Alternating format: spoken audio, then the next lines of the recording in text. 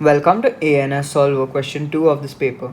So for part A, they are asking us to find the value of x. So let's take 7x to the other side of the equation. So what I'm doing here is I'm getting all the variables to one side and the numbers to the other side. So 5x minus 7x is minus 2x. Bad. Minus 2x.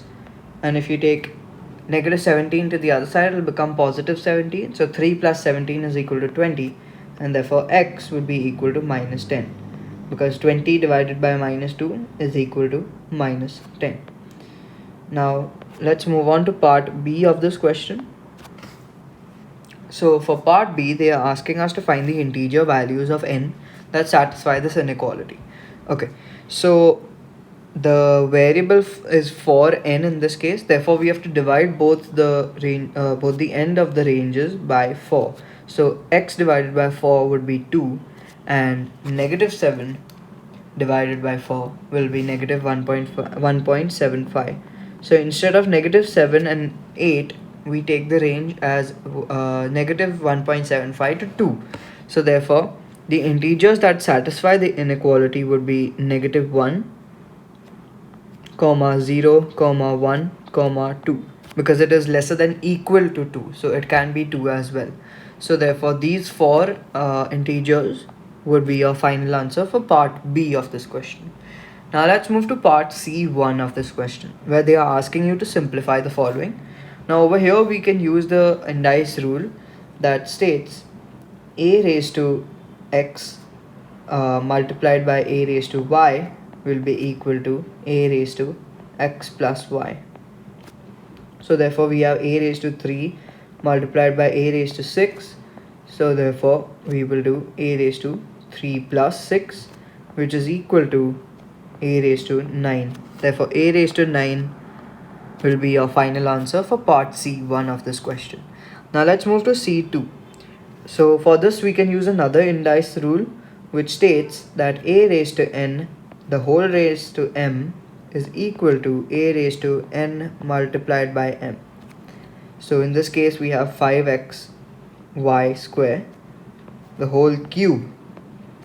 So for the y square part, it would be y raised to 2 multiplied by 3.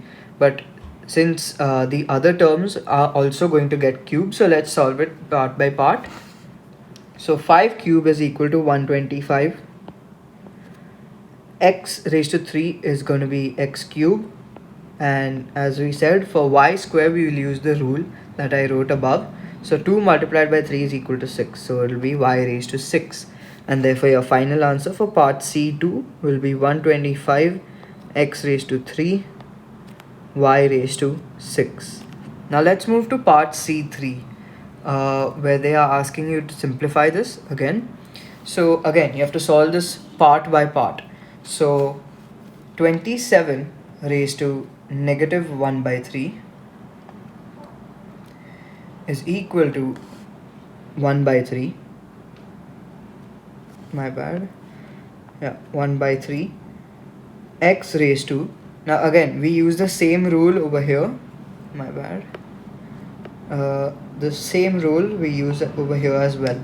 So 12 multiplied by negative 3 is equal to 12 multiplied by negative 1 by 3 will be equal to 12 divided by 3, which is equal to 4.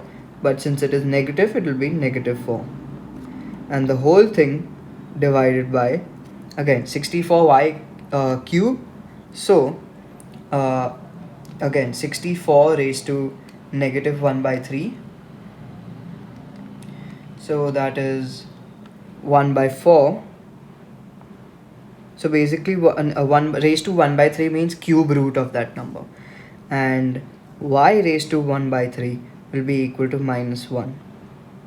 So therefore your final answer for part C part 3, since both of them are raised to minus, we can swap it. We can swap the numerator and the denominator, and therefore your final answer will be 4y raised to 1 divided by 3x raised to 4. Now the fractions also go away because you're bringing the entire number into the denominator, and therefore the fraction will get cancelled out. That is the one part of the fraction, and therefore only the denominator will stay. So because the entire thing gets reciprocated, so therefore our final answer being 4y, the whole thing, divided by 3x raised to 4.